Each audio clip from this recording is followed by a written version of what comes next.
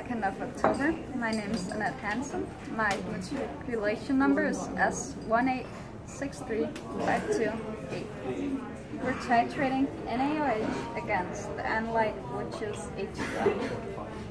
First, I start by pouring my NaOH in.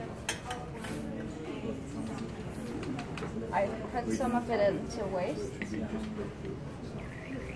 just to make sure it's pouring through. What would each flask contain? And I determine the amount of my titrant to be 1.25.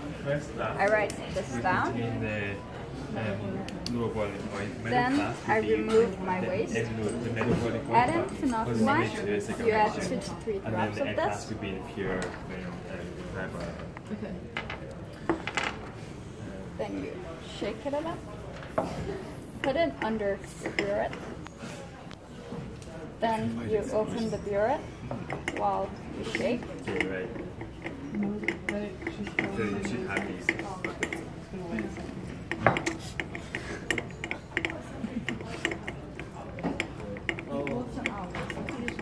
You should just water it. Yeah, It should be water in at the bottom because like water it and it just like go straight to the top and slide out.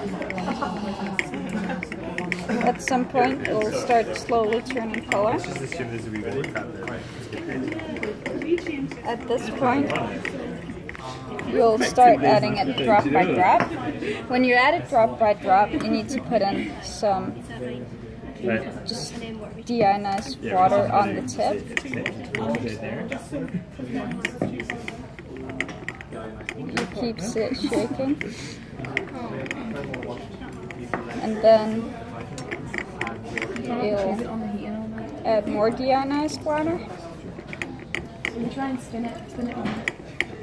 And now it has changed color. So now we're there. Then you see this again and note that it's 13.65. 75 actually. And you note that down. Then pour this into waste, and we've done our titration. Should we do this today?